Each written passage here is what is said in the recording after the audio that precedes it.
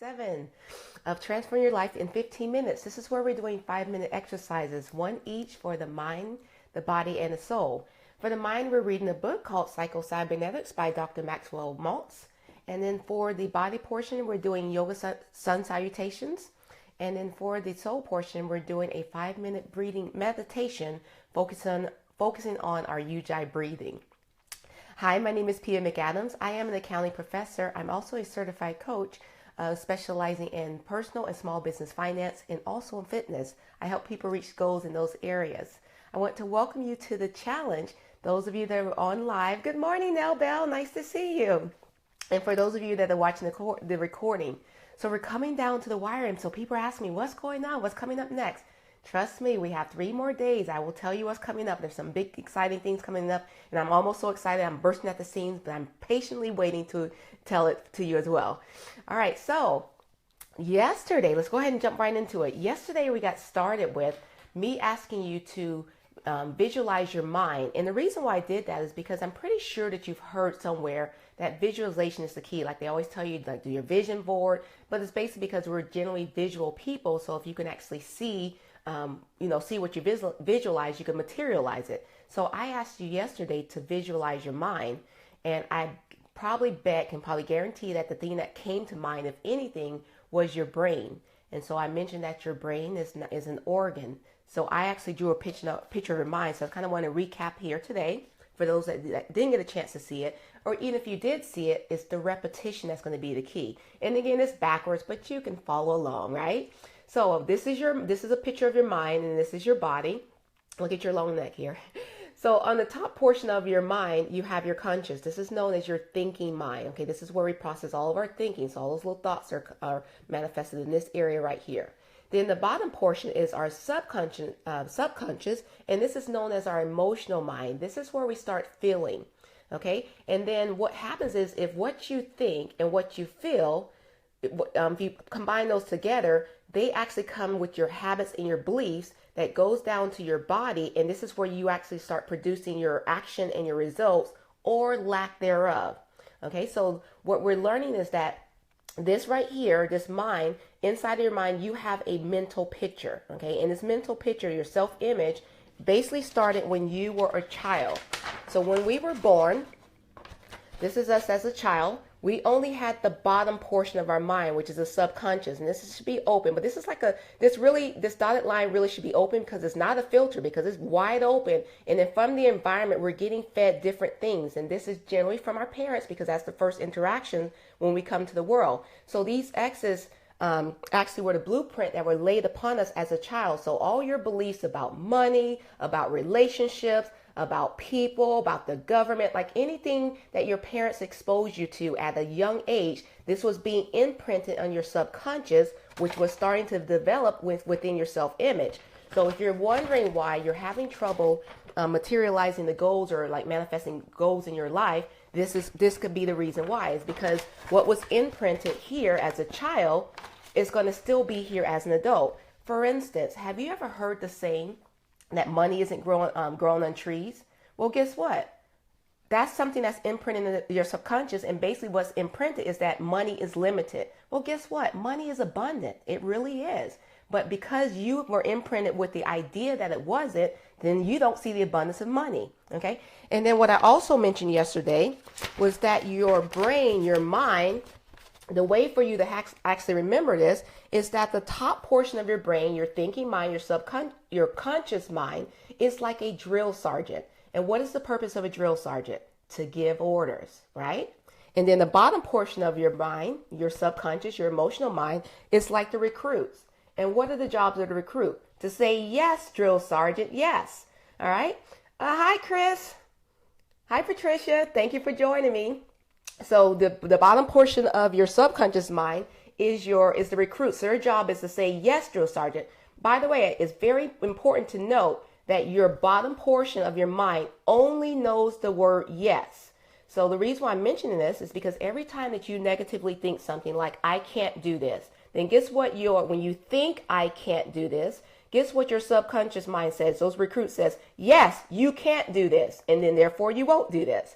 If your conscious mind, you start thinking, I'm not worthy, then guess what the recruit says? Yes, you're not worthy. If this mind right here thinks I'm a failure, then guess what this says? Yes, I'm a failure. So think in terms of the positive, which is why we say you got to be careful with how you talk to yourself and then also who you're around. Because if you're around positively, you say, I can do this, then guess what it says?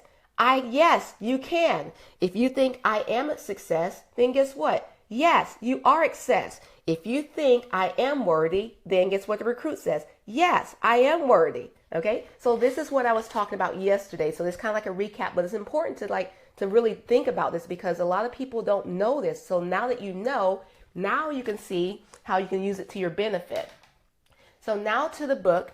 Inside the book, we learn different ways to help reprogram our self-image because it is possible to reprogram it. And we learn things about visualization. Visualize yourself as a successful person. And remember, I'm saying successful, and I'm using that specifically as a generic term because only you can define what success is for you, right? There's no, if you look in I should look it up really, but what the definition of success is a generic definition, but you define success. How I define success is not necessarily how you're going to define success. But however you define it, be specific and then have that mental picture in your mind. And then your recruits will say, yes, drill sergeant. Okay, and we also learned about mental picturing. We learned about relaxation. And then what we're doing now is we're talking about 5 rules to release your creative mechanism. Okay, so because what happens is you're going to learn that once once all this process in your mind, you start to understand it, you start to implement it, then what happens is you start to relax. And then all of a sudden ideas will come into your mind, things that's related to your goals. So in other words, you have a goal in mind of whatever it is, lose weight, make more money, whatever your goal is, you imprint that in your mind and then you just let it go. And then you relax. And again, when I say relax, it's not like you just sit back and okay, I'm relaxed. Let the money come, let it flow. What I'm saying is relax your mind. Don't stress over it. And then all of a sudden, then ideas will come that will manifest, that will help you manifest whatever your goals is. For instance, let's say that you want to lose weight.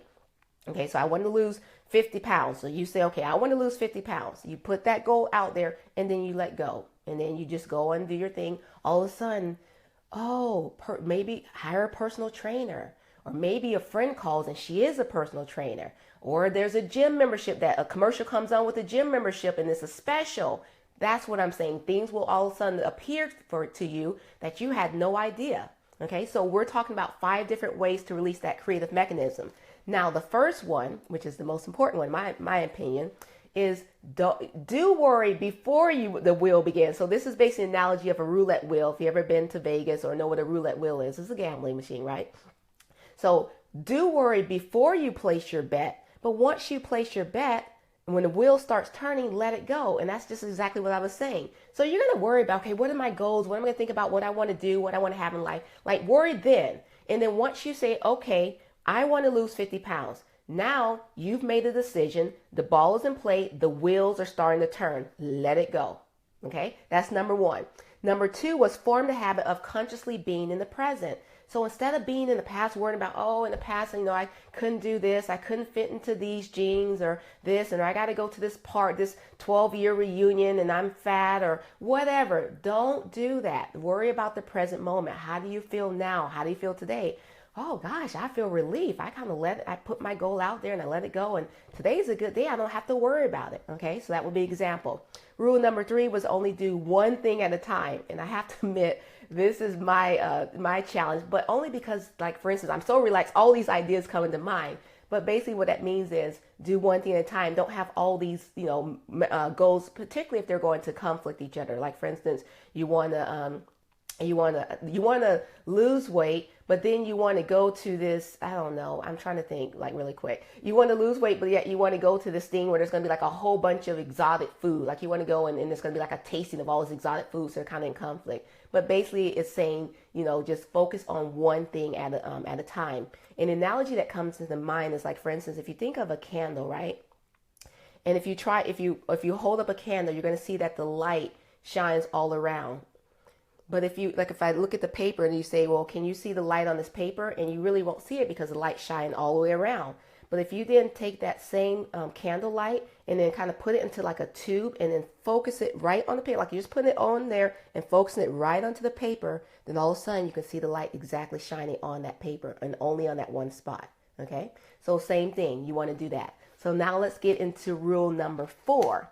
And rule number 4, let me see. I see you're saying something, Chris. It says, when the what is clear, I like that. So Chris is saying, when the what is clear, the how will appear. Oh, I love that. Thank you for sharing. You're absolutely correct. Absolutely. Okay, so rule number 4 is sleep on it. It says, if you've ever been wrestling with the problem all day without making any apparent progress, try dismissing it from your mind and put off making the decision until you've had a chance to sleep on it. Remember that your creative mechanism works best when there is not too much interference from your conscious your conscious your thinking mind. So in sleep, the creative mechanism has an ideal opportunity to work independently of conscious interference if you have previously started the wheels turning. Remember the fairy tale, The Elves and the Shoemaker. The shoemaker found that if he cut out the leather and laid out the patterns before retiring, the little elves came and actually put the shoes together for him while he was sleeping. Many creative workers have used a similar technique.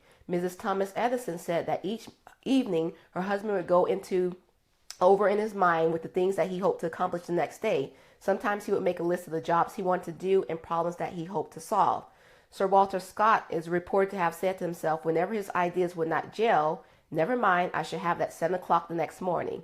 Vladimir Bekhterev, it's not kind of Russian name, I might have mispronounced it, but anyway, the Russian neurologist who is considered to be the father of objective psychology said, it happened several times when I concentrated in the evening on the subject which I had put into a poetic shape, and in the morning I had only to take my pen and the words flow as if spontaneously they were already there. I only had to polish them later.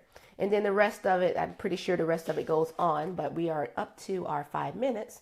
So let's see if we can wrap this up. But as you can see, rule number 4 is sleep on it. So the overall theme in this is not worry and stress and anxious. Like we're in a society today where that's, it's all around us. We're worried about the present. We're worried about the economy. We're worried about the money. As if we don't have other things in our lives that we're already worried about specifically. We're worried about money. We're worried about paying our bills. We're worried about jobs. So it's all this worry and all this stress. Well, relax and let it go. Let the universe work for you and not against you. And I like that. When the what is clear, the how will appear.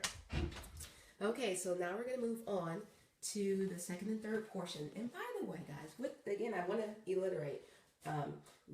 What I'm doing here with this mind-body exercise is that we tend to focus only on one area of our body.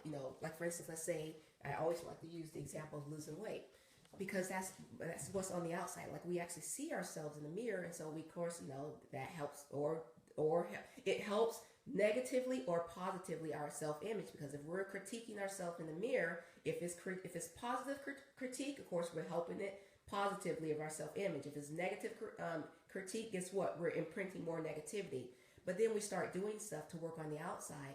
And then all of a sudden, we're wondering why it's hard to get up in the morning, or hard to meet our trainer, or hard to go to the gym, or hard to do this, and hard to do this. And we stress over it. It's because, seriously, it's because you're not just one. You're 3 parts, your mind, your body, and your soul. And guess what?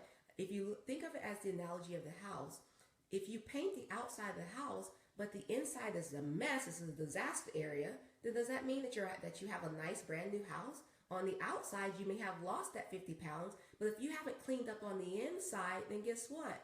All of a sudden, that outside is not going to look pretty to you. It may look pretty to everyone else, but you won't see it. And that's important, is what you see, not what everyone else sees.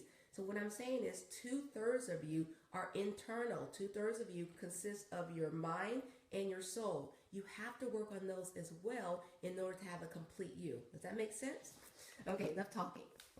All right, as you can see, as the challenge starts going to the end, it's like I'm talking more and more. But I love talking. But I told you guys 15 minutes. I try to keep to that because I want to respect your time. So now we're going to move on to the yoga, sun salutations, and then immediately we're going to go to the, where's my head cut off? Then we're going to immediately go into the meditation. And remember, this is a practice, so I want you to do it with me. Now, also, I understand, for some of you, this is very early in the morning, it's Pacific time, this is 6, 7 in the morning.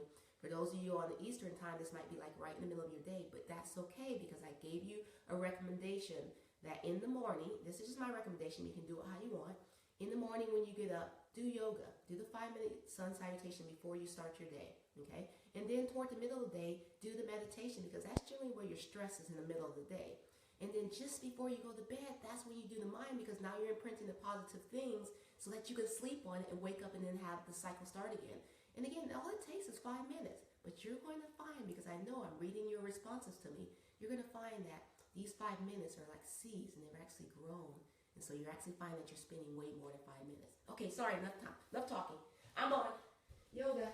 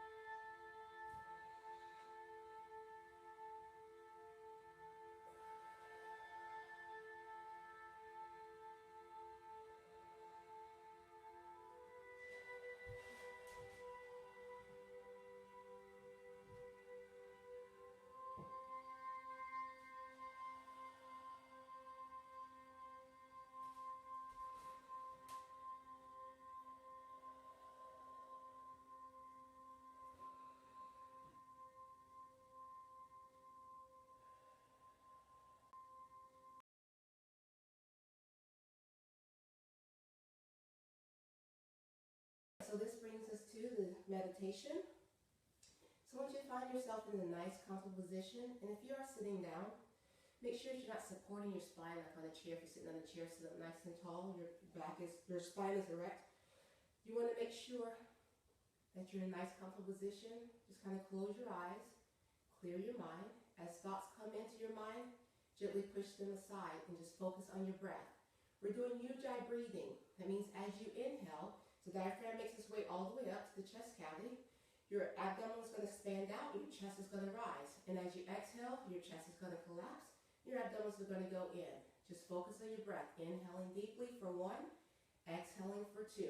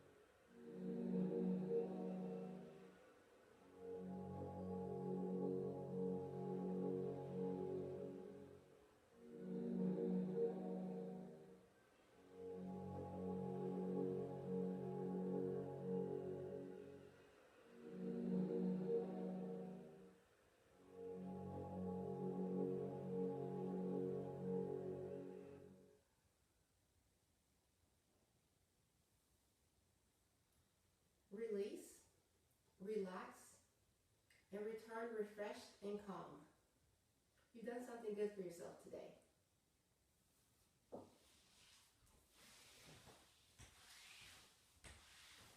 All right, that concludes day 27 of Transform Your Life in 15 Minutes. I will see you same time tomorrow. Have a great stressless day. Bye.